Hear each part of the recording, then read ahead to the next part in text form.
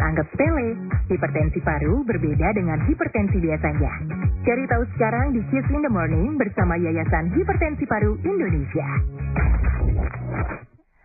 Kiss in the Morning, embrace the woman in you. Pagi hari ini happy banget Kiss listeners. Kenapa? Karena kembali nih ya, Kiss FM tuh emang selalu gitu deh. Selalu pengennya Kiss listeners ya semua sehat. Ya nggak terkecuali Abah dan Uninya juga pengennya sehat. Bener. Dan semua lah ya, kita pengen benar-benar ini one big community yang isinya orang-orang yang aware sama soal kesehatan. Termasuk juga yang tadi udah sempat kita kasih tahu tuh sebenarnya di IG story.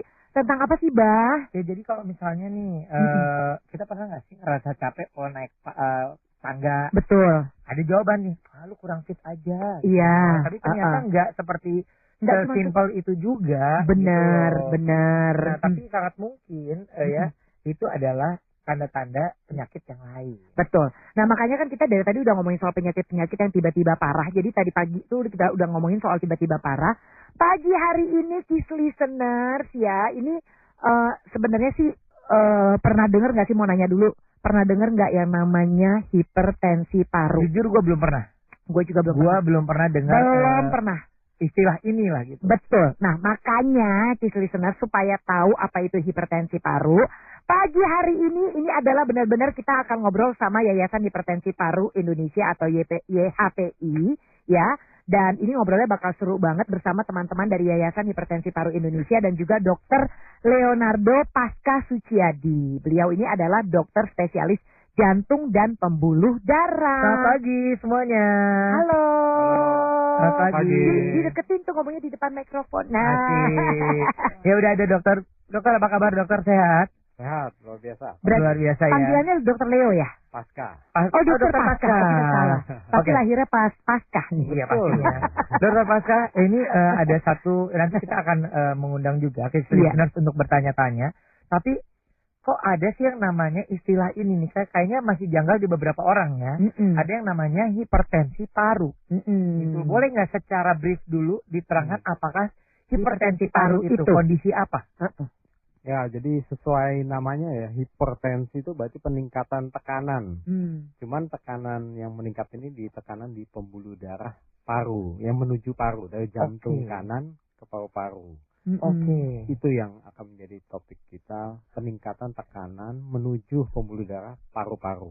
Itu karena ada kaitannya nggak dia hipertensi paru gara-gara dia punya hipertensi? Ini sama-sama peningkatan tekanan darah, tapi lokasi peningkatan pembuluh darahnya itu berbeda. Berbeda ya? Gitu. Ini dari jantung menuju ke paru ya? Oke. Jadi bukan karena dia punya hipertensi terus menyebabkan hipertensi paru, nggak gitu ya konsepnya? Secara langsung berbeda. Karena hipertensi yang kita kenal sehari-hari itu hipertensi sistemik kita bilang, satu badan kita, pembuluh darah yang berbeda lokasinya. Oke. Oh, wow. Nah, kalau dari sisi kasusnya dok, di Indonesia ini kasusnya udah seperti apa dok? Sebenarnya secara global hipertensi paru itu banyak sekali kasusnya. Bukan penyakit langka. Bukan penyakit langka. Bukan. Tapi seringkali dikatakan penyakitnya jarang. Jarang dan langka itu berbeda. Karena langka artinya memang secara fakta tidak banyak kasusnya. Tapi kalau jarang, itu bisa jadi karena kewaspadaannya, kepeduliannya, masih rendah. Kita yang nangkep itu kurang, masih rendah. Tapi kasusnya itu banyak sekali. Nanti saya bisa masuk ke beberapa contoh yang lebih detail, persentasenya misalnya. Jadi banyak sebenarnya. Ini aku tuh sampai ngeliatin baju-baju yang dipakai loh sama tamu-tamu kita pagi hari ini. Ungu-ungu dengan ada lambangnya. Ditunjukin ke yang nonton TikTok tuh, dok. Gini dadanya begini, dok. Jadi itu I am PH aware tuh berarti PH itu apa tuh? PH itu pulmonary hypertension, bahasa Inggrisnya. Bahasa Inggrisnya pulmonary hypertension. Oh, gitu. I am PH aware ini, PH aware ini. Oh, gitu. Jadi untuk listeners ya, kalau misalnya ingin lebih lanjut lagi tahu tentang hal ini adalah obrolan yang sangat menarik. Ada dokter dan juga ada kakak-kakak loh ya. Iya. Nah ini gini, ini kan dokter. Nanti yang dua ini nanti kita perkenalkan satu persatu dulu deh di spill. Berarti nama-nama dulu biar Kiss listeners berkenalan. Halo Kiss listener. saya Dian Deliani, saya founder YHPI, sekaligus pasien juga. Founder dan pasien. Oke, kalau coba Mbaknya, boleh. Halo, Kiss Listener, saya Arni Rismayanti, saya Ketua YHPI dan mantan pasien. Mantan pasien. Kalau ini masih jadi pasien? Masih jadi lagi berjuang nih untuk kesembuhan? Tetap berjuang. Oh, oke. Guys, nanti kenapa masih dan kenapa mantan nanti ya? Iya. Ini aja udah menimbulkan pertanyaan tersendiri nih ya. Oke, Kiss Listener, kalau mau tanya-tanya, monggo 0811151951 ataupun kalau misalnya pengen tanya di TikTok juga boleh. Silakan aja, pokoknya mau nanya apapun, ayo tanyain ke Dokter Pasca, ke Mbak Dian ataupun ke Mbak Arni. 5.1 Embrace the women in you. Terlalu nafsu guys. Jadi udah ngomong padahal mesti ada bumpernya tuh ya. Kenapa sih kita bisa nafsu banget ya untuk ngobrol hari ini bersama tamu-tamu spesial kita? Kenapa? Karena baru saja pembukaan tadi ini di 0811195191 yang bakal nanya sudah banyak banget Dokter Pasca. Pasca banyak banget. Jadi memang hari ini Kiss Listeners ya yang baru saja mendengarkan atau bergabung, kita sedang ingin membahas yang namanya hipertensi paru. Dan tiba-tiba ini dari 08126765 sekian sudah langsung bertanya, penyebab tensi paru itu emangnya apaan, Dok? Gitu. Jadi langsung terpantik lah itu yang namanya rasa penasaran dari Kiss Listener. Silakan mungkin satu persatu deh. Ya kan bener nggak ada pertanyaan itu? Ya, silakan Dok. Ya, terima kasih atas pertanyaannya dan antusiasnya ya teman-teman semua. Jadi hipertensi paru tuh penyebabnya ada banyak. Secara umum kita bisa bagi menjadi 5 golongan. Oke. Jadi ada penyakit di pembuluh darah parunya sendiri yang masalah karena beberapa sebab. Misalnya penyakit jantung bawaan. Ada juga penyakit dari autoimun atau rheumatologi seperti lupus misalnya yang banyak. Kemudian golongan kedua, ini golongan yang paling banyak adalah penderita gagal jantung kiri. Ini penderita yang paling banyak menyebabkan kasus hipertensi paru. Yang ketiga, ini penyakit-penyakit paru-paru, seperti paru-paru perokok misalnya, atau mereka yang sangat gemuk sekali, yang kita kenal adanya obstructive sleep apnea, atau henti napas waktu tidur. Ini masuk di zona tersebut. Yang golongan keempat, ini karena ada bekuan darah di pembuluh darah jantung. Jadi tromboemboli kronik namanya. Yang kelima, tipe campur-campur, gado-gado. Gado-gado, ada penyakit juga yang sangat gado-gado. kompleks. Yang kelima. Jadi banyak penyebabnya. Jadi tadi sempat dikatakan oleh dokter bahwa sebenarnya untuk mengatasi penyakit ini atau gangguan kesehatan ini multidisiplin ya, Dok ya? Ya, karena penyakit ini kompleks. Uniknya jadi bukan milik dari satu spesialis saja. Kita perlu bekerja sama multidisiplin. Oke. Gitu.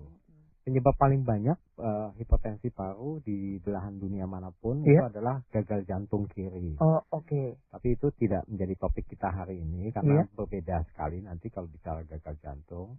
Penyebab nomor 2 yang paling banyak penyakit paru-paru kronik. Dan Indonesia kan banyak perokok, polusi, jadi sangat tinggi TBC. Kita juga TBC masih endemis soalnya di kita ya. Langsung ada yang masuk nih bertanya Dok, dia bilang ini. Dok, hipertensi paru apakah bisa disebabkan penyakit TBC bagi pasien yang pernah terjangkit? Betul, sangat bisa. Salah satu penyebab paling sering di paru-paru itu bisa dari TBC, terutama TBC yang tidak secara komplit ditangani atau sudah lanjut, sehingga paru-parunya rusak. Itu meningkatkan resistensi di paru-paru sehingga tekanan pembuluh darah yang menuju ke sana menjadi naik. Itu yang dibilang hipertensi paru. Guys, gue jadi ingat Mbak gue Ismi ini yang suka kadang-kadang kayak gue lagi bermain dengan isi kepala. Iya. Oke. Nah, pertanyaan paling umum dulu deh, Dok. Paling umum ya. Hipertensi paru. Mungkin banyak sekali Kiss Listeners yang belum pernah mendengar yang namanya istilah ini, tapi ternyata dengan obrolan ini ada tuh gejala yang paling umum apa, Dok? Supaya kita bisa curiga bahwa itu mungkin menuju ke hipertensi paru. Nah, bagus. Pertanyaannya. Umum itu memang nggak ada gejala paling khas spesifik. Tapi yang umum itu cepat capek waktu aktivitas atau sesak. Ya, tambah lama misalnya aktivitas tidak sekuat dulu. Kemudian dalam bentuk lanjut Itu bisa seperti ada batuk darah. Oh wow. Berdebar-debar seperti waktu lagi aktivitas terutama. Dan lebih lanjut lagi bisa biru ya, bibir biru, lidah biru, jari tangan kukunya biru, ya, kaki Tuhan. bengkak ya. Makanya kita di YHPI itu salah satu semboyannya si bibir biru itu sebagai suatu slogan untuk mendekatkan kita ke awam, ke masyarakat untuk ingat lebih dekat dengan PH ini. Makanya ada orang yang bibirnya biru tuh bukan berarti lu juga jangan gila. Gue nih orang Indonesia bibir gue nggak gitu juga konsep. Gue kayaknya kurang makan deh, nggak gitu. Nggak gitu. Gak usah dibanggain. Lu harus aduh, harus diperiksain cepet deh. Oke. Nah, ini menjadi menarik. Oh, ini si bibir biru tuh. Oh my god, ini bibir biru guys tuh. Bibir biru guys. Aduh, gue suka sekali loh dengan semua informasi di Kisah Fan. Serius, thank you banget ya buat YHPI, Yayasan Hipertensi Paru Indonesia. Pertanyaan berikutnya ya, Bah. Oke. Gini, gue tuh penasaran soal ini nih. Ada juga yang pertanyaan, kalau dengar kata hipertensi kan biasanya hipertensinya dulu lah ya. Kita mikirnya tuh soal garam, makanan asin, stres gitu kayak. Hipertensi paru kan tadi, tapi penyebabnya udah dikasih tahu tuh tadi. Nah, sebenarnya aku tuh justru kepingin tahu yang tadi tuh. Ada yang dibilang masih berjuang, ada yang dibilang mantan hipertensi paru. Kenapa yang satu Mbak Dian masih berjuang dan tetap berjuang? Itu ada kata-kata tetap loh.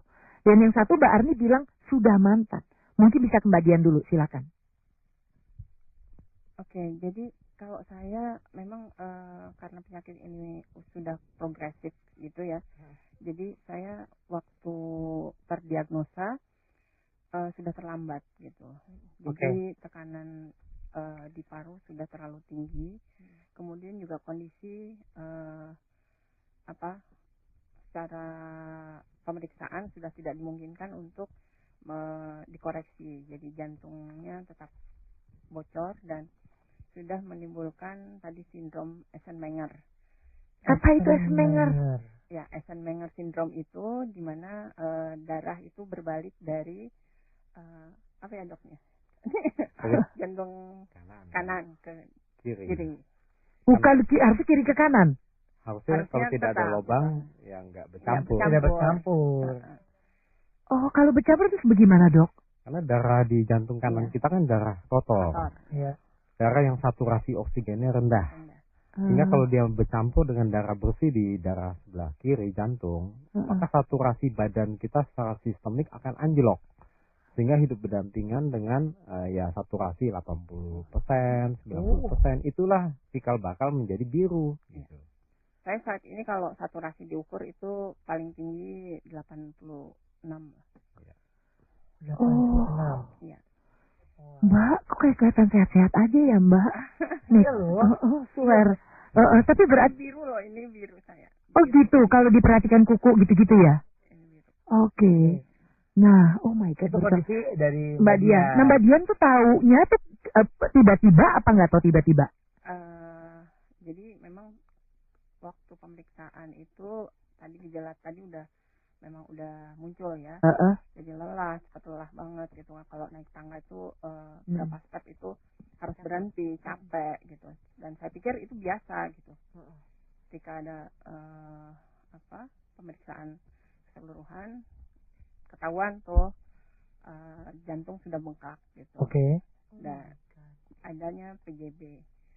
Nah, itu juga udah kaget kan. Waduh, jantung bocor nih, udah kayak bocor, ember bocor. Iya, ban bocor ya. Ban bocor. Nah, itu udah kaget. Nah, saya masih optimis karena mungkin ini masih bisa dikoreksi. Tetapi terdiagnosa hipertensi paru. Jadi sudah tidak bisa dikoreksi. Oh, oke. Jadi ini akan menjalani terapi seumur hidup gitu loh ya untuk bertahan ya. Ya. Oh, oke. Konvensional pengobatan. Oke. Sedangkan kalau Mbak Arni ya, kondisinya berarti berbeda nih. Sebenarnya kalau tipenya sama dengan Mbak Dian, sama-sama hipertensi paru karena penyakit jantung bawaan atau PJB tadi. Oh, oke. Beruntungnya saat itu saya bertemu dengan dokter yang memang benar-benar aware terhadap hipertensi paru. Makanya di sini itu pentingnya kan awareness mengenai hipertensi paru itu gitu. Iya. Nah, beruntungnya di situ. Sementara kan teman-teman lain butuh bertemu dengan 2 sampai 3 dokter. Baru ketemu tuh. Nah, ketika saya didiagnosa itu bertemu dengan dokter yang aware dengan hipertensi paru dan beruntungnya saat itu PJB-nya masih bisa dikoreksi atau reversi. Oke. Gitu. Jadi saat itu saya dikoreksi atau dioperasi, si lubangnya itu ditutup, si penyebab hipertensi parunya itu ditutup, diperbaiki, jadi perlahan hipertensi parunya normal. Dan sekarang sudah mantan pasien jadinya? Bisa dibilang seperti itu. Alhamdulillah. Wow, Un. Oh, Beb. Jadi berarti beda-beda. Beda-beda, ya. Iya, Okay. iya. Nah, Wow. untuk dokter sendiri pertanyaannya adalah, kalau paling banyak kasus itu gimana dok yang sekarang lagi ini? Apakah kasus yang seperti Bu Dian atau Bu Arni atau kasus yang lain nih? Ya, ini kondisi Bu Dian ini salah satu contoh masalah kita di lapangan di Indonesia lah paling enggak. Oke. Yaitu deteksi kita terlambat. Terlambat mendeteksi. Ya. Sehingga kadangkala penyakit-penyakit yang mematikan seperti hipertensi paru atau PH ini, ketika sudah ketemu di stadium yang lebih lanjut, ya kita harus hidup berdampingan dengan penyakit ini.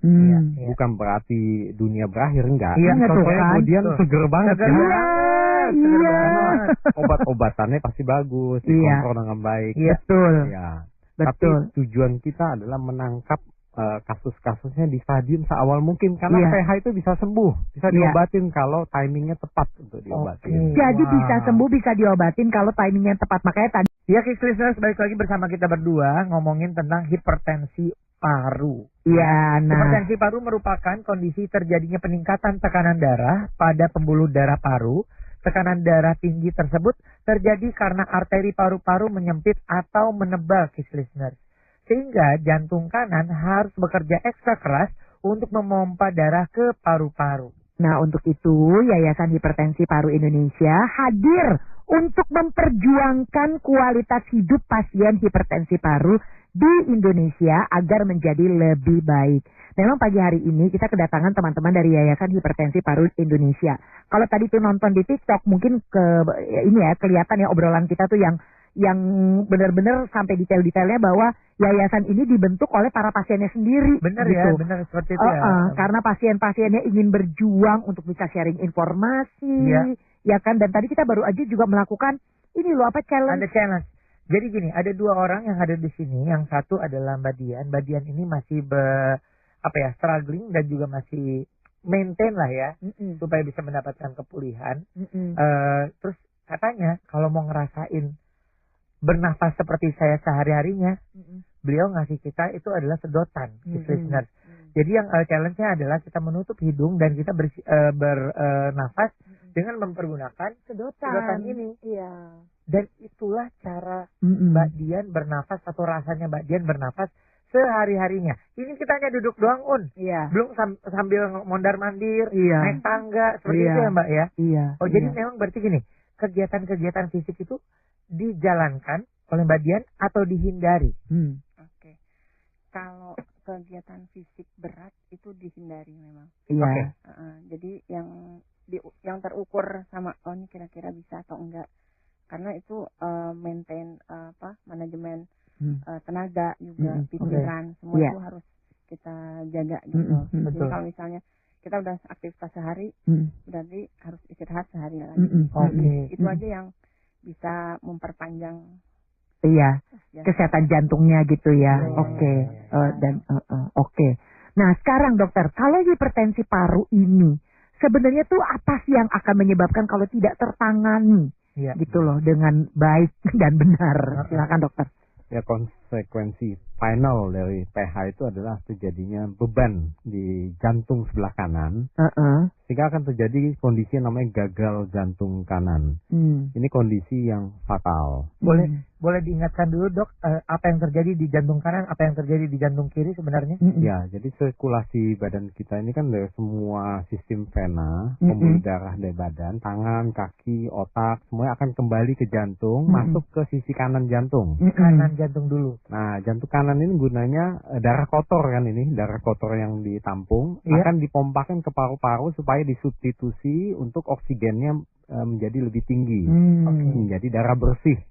Kemudian dari paru-paru akan masuk ke jantung kiri, dan itu jantung kiri akan memompakan ke darahnya ke semua tubuh kita dengan kondisi darah bersih. Dengan saturasi oksigen yang menyerupai ya perfect lah.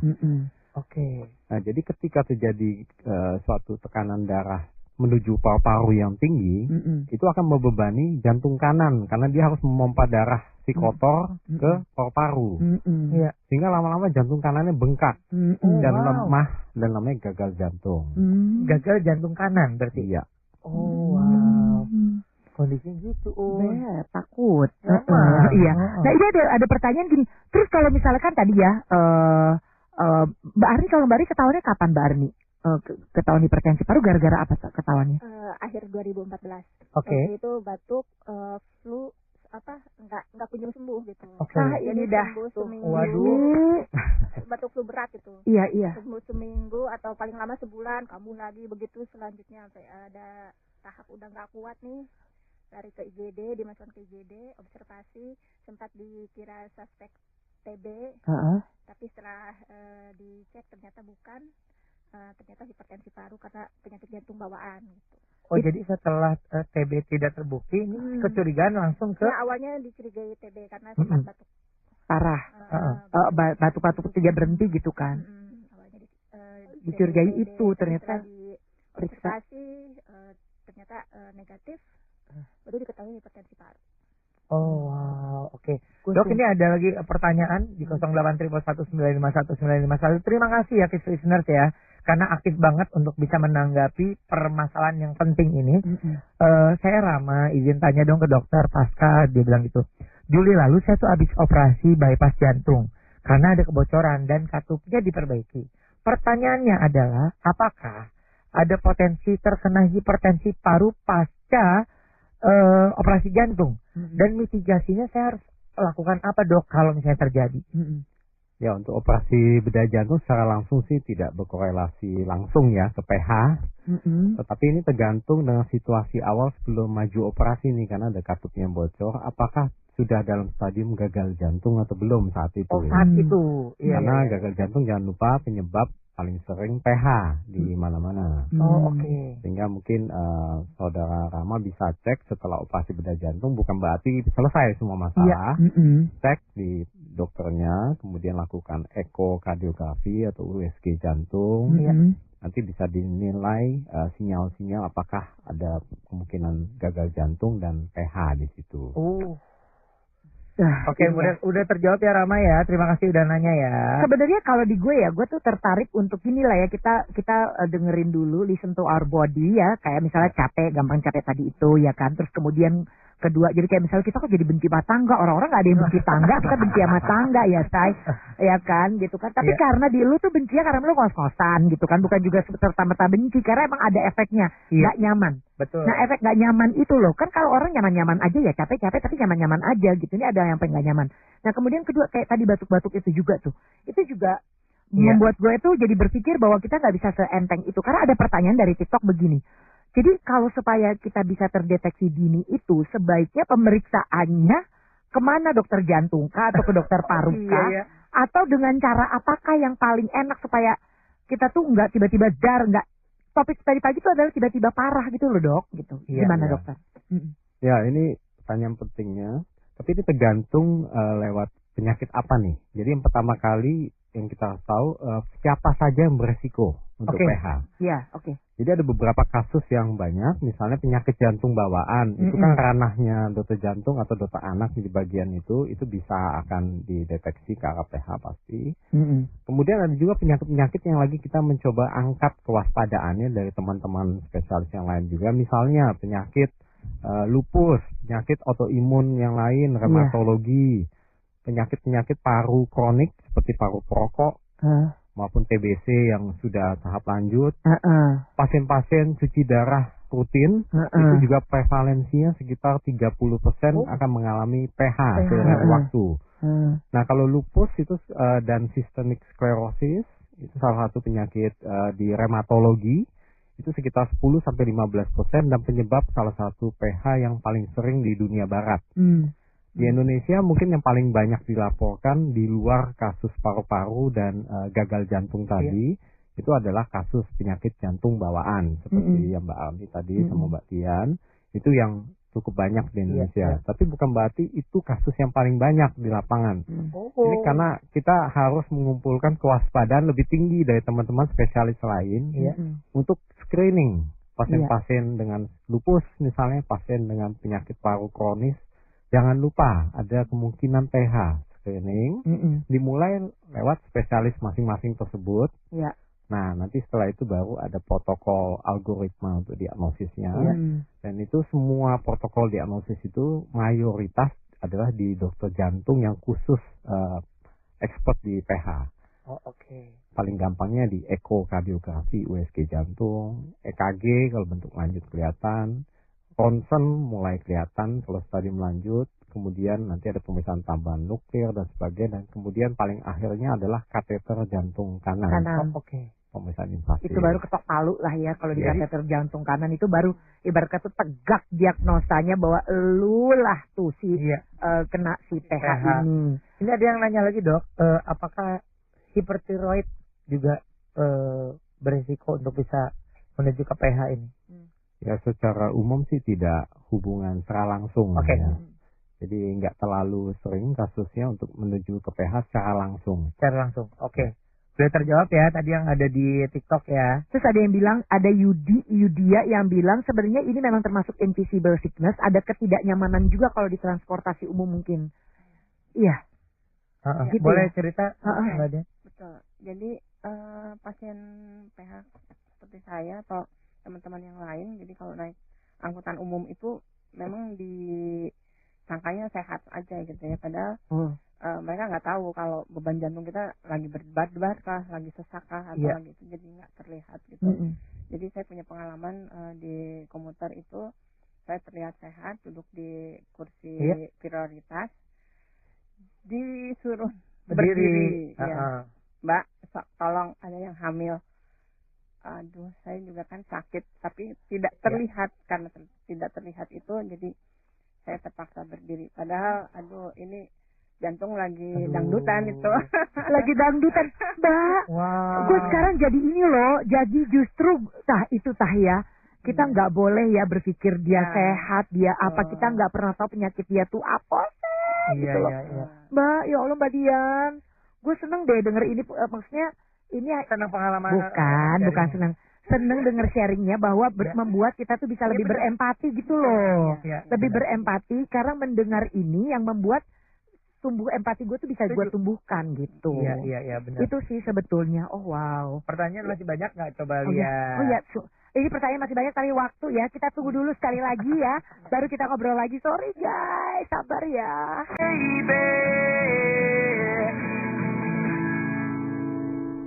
Hipertensi paru merupakan kondisi terjadinya peningkatan tekanan darah pada pembuluh darah paru. Nah, tekanan darah tinggi tersebut itu terjadinya nih listeners karena arteri paru-parunya itu menyempit atau menebal begitu deh, ya kayak kapalan gitu. Sehingga jantung kanan harus bekerja ekstra keras untuk memompa darah ke paru-paru. Untuk itu, Yayasan Hipertensi Paru Indonesia hadir untuk memperjuangkan kualitas hidup pasien hipertensi paru di Indonesia agar menjadi lebih baik. Dan sudah ada 2 orang anggota di sini, anggota dan juga pengurus ya sebenarnya, bahkan founder mungkin, ada dan Mbak Dian dan Mbak Arni. Ingin nanya satu pertanyaan awal, kenapa mampir ke KIS FM untuk bicara tentang hipertensi paru ini? Ya, tadi kan kita sudah bahas ya bahwa banyak dari kita tidak mengenal apa itu hipertensi paru gitu. Kita taunya hipertensi biasa aja. Jadi butuh agar hipertensi paru ini bisa dikenali oleh seluas-luasnya kalangan masyarakat. Nah, jadi salah satunya nih kita berada di KIS FM ini untuk bisa mengenalkan hipertensi paru ini gitu kan, karena tadi setelah dijelaskan sama dokter gejalanya tidak spesifik gitu kan. Ada yang diketahuinya ternyata lewat medical check up yang biasanya sehat-sehat saja gitu kan. Nah, itu pentingnya awareness sehingga kalau pasiennya maksudnya kalau penderitanya bisa didiagnosa secara dini akan tertolong gitu. Beda dengan pasien yang didiagnosisnya sudah tahap lanjut akan sulit gitu untuk tertolong seperti itu. Tapi yang pasti Kiss FM ini kan radio perempuan. Pertanyaannya apakah, maaf ya ini bukannya mencurigai, apakah emang perempuan dalam usia berapa paling banyak di Indonesia menderita ini? Iya. Memang penyakit hipertensi paru ini lebih banyak diderita oleh perempuan dan anak-anak gitu kan. Lebih banyak perempuan di usia berapa? Usia pertengahan. Ya, usia produktif lah gitu. 20 40. Usia 20 40. Memang banyak sekali gitu kan. Oh, jadi lebih banyak perempuan. Iya. Lebih banyak perempuan. Laki-laki mungkin bisa dihitung sekali gitu, bisa dihitung gitu kan. Iya, walaupun laki-laki ada juga ya, karena kan tadi ada kondisi perokok dan lain sebagainya itu kan. Kenapa tuh dok, kira-kira kenapa perempuan yang lebih banyak? Nggak tahu. Ya sebenarnya sih karena beberapa varian jenis dari PH ini, itu memang penyakit-penyakit yang lebih didominasi wanita. Oke. Contohnya penyakit autoimun atau penyakit jaringan ikat seperti lupus, itu kan lebih dominan di wanita. Dan penyakit jantung bawaan beberapa juga ada yang prevalensinya lebih tinggi pada wanita. Say. Pertanyaan lagi. Nah, ini makin banyak pertanyaannya bahkan dari kami ya. Nah, kehadiran yayasan ini adalah untuk bisa memberikan dukungan kehidupan lebih baik untuk para penderita yang sama ya mungkin ya. Apa saja yang sudah dilakukan selain ya mengumpulkan data, berbagi mungkin networking dan lain, apa lagi, Mbak? Oke, baik. Jadi kami hadir di Kiss FM pagi ini dalam rangka juga November ini sebagai bulan kesadaran hipertensi paru. Oke. Ya, pas banget. Jadi ada PH Awareness Month. Jadi kami berusaha untuk seluas mungkin untuk juga tadi menginformasikan penyakit ini. Nah, kiprahnya YHPI selama ini, walaupun kita masih berjuang, kita juga tetap mengadvokasi kebijakan pemerintah dengan mengupayakan adanya ketersediaan obat bagi para pasien. Kemudian juga memberikan support kepada pasien jika pasien perlu informasi atau perlu informasi dokter harus kemana tadi, seperti Uni Ivi bertanya ke dokter mana gitu. Di rumah sakit mana aja yang tersedia ada dokter yang paham atau pemerhati PH. Ya, ini pertanyaan lagi nih. Emang obat-obatannya tidak banyak tersedia untuk para pasiennya? Ya, jadi ada 15 obat hipertensi paru di dunia, itu di Indonesia hanya ada 5 jenis. Wah. Dan itu harganya mahal. Banyak haho di sini. Sorry ya, banyak haho. Jadi yang sudah masuk ke sistem jaminan kesehatan nasional itu hanya ada 2. Tuh, dokter sampai geleng-geleng kepala tuh dokter. Iya. Oke. Kalau misalnya ini dok, saya tadi sempat tanya ya sebenarnya di mungkin teman-teman TikTok, saya akan mengulangi pertanyaannya. Jadi kan dokter ini berhubungan dengan dunia farmasi. Jadi mungkin ini belum apa dok yang terjadi sehingga penyediaan obat ini belum memadai untuk para pasien. Ya sebenarnya kita dari kelompok kerja PH Indonesia sudah mencoba untuk advokasi juga dari teman-teman YHPI. Iya. Tapi ya kebanyakan farmasi-farmasi yang ada di kita ya tidak terlalu minat di obat-obatan seperti ini karena bukan obat populer. Jadi penyakit itu kan ada unsur popularitasnya. Kalau populer semua orang akan datang untuk ya obat-obat tertentu yang populer yang bisa dipakai. Jadi karena ekspornya mungkin nggak banyak, awareness-nya juga kurang ya. Jadi tidak terlalu banyak yang mau mengampung obat-obat ini. Dan jangan lupa beberapa obat-obat PH yang sangat bagus dan yang baru-baru itu harganya fantastis. Contohnya ada satu obat yang sudah masuk Indonesia yang branded, itu harganya 1 tablet 1,5 juta. Gimana dok? Satu tablet 1,5 juta diminum seumur hidup. Dan ada satu obat lagi yang akan segera masuk ke Indonesia, suntik. Sekali suntik 200 juta katanya. Di US ya, itu harga di US 200 juta sekali suntik tiap 3 minggu sekali. Waduh. Jadi siapa yang bisa bayar? Iya, iya. Kalau asuransi di Eropa atau beberapa tempat ya, mungkin ditanggung pemerintah. Tapi kalau di negara kita ini sangat sulit sekali karena on pocket kemungkinan beberapa obat yang di luar JKN misalnya, dan kita nggak bisa push JKN untuk menampung obat-obat super mahal ini juga akan kolaps. Iya, kolaps pasti, betul. Itu dia. Nah, yang dilakukan oleh yayasan apa dong untuk membantu para anggotanya ya? Jadi kalau kami sedikit membantu pasien lain jika ada yang memiliki stok berlebih gitu. Jadi ada yang maaf ini saya juga jika ada yang tidak terpakai karena pasiennya sudah berpulang misalnya itu kita ada menampung yang namanya bank obat itu untuk disalurkan ke pasien-pasien yang membutuhkan seperti itu. Sampai ada bank obat loh. Aduh iya, makanya ada bank obatnya nih ngumpulin. Tapi keren banget sih, aku tuh jadi melihat Mbak Dian dan Mbak Arni dengan kacamata super keren di kalian berdua. Ini ternyata ya maksudnya buat Mbak Arni dan juga Mbak Dian karena benar-benar bekerja luar biasa untuk YHPI ya, untuk teman-teman di sini, dan terima kasih udah memberikan edukasi yang sebegini luar biasa.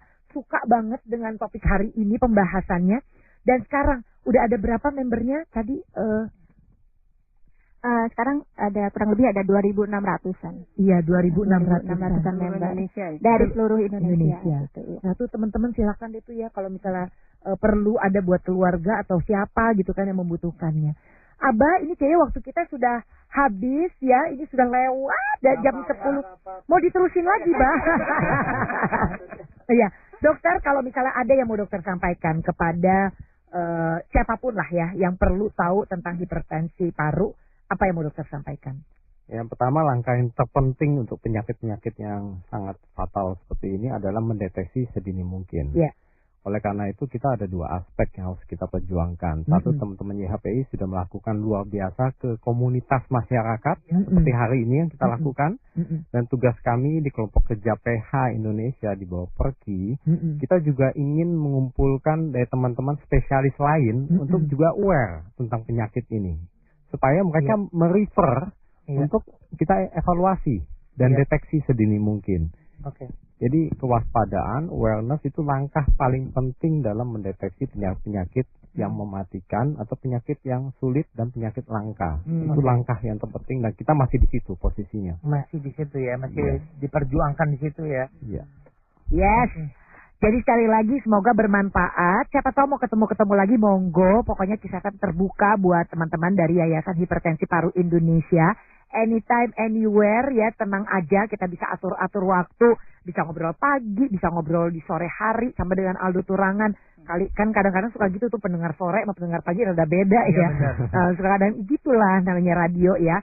Tapi yang jelas sekali lagi terima kasih buat teman-teman Mbak Dian, Mbak Arni dari Yayasan Hipertensi Paru Indonesia, dan juga Dokter Leonardo Pasca Suciadi. Jadi dokter spesialis jantung dan pembuluh darah. Ya. Tuh guys. Sekali lagi terima kasih sudah berbagi informasi penting ini. Sehat-sehat terus. Mudah-mudahan makin baik lagi pelayanan terhadap para pasien ya. Dan untuk Kids Listeners, terima kasih sudah berinteraksi sedemikian aktifnya untuk pembicaraan penting kita hari ini. Sampai ketemu ya. Terima kasih guys. Terima kasih dokter. Terima kasih Mbak Dian, Mbak Arni. Baru aja dengerin Kids in the Morning bersama Yayasan Hipertensi Paru Indonesia.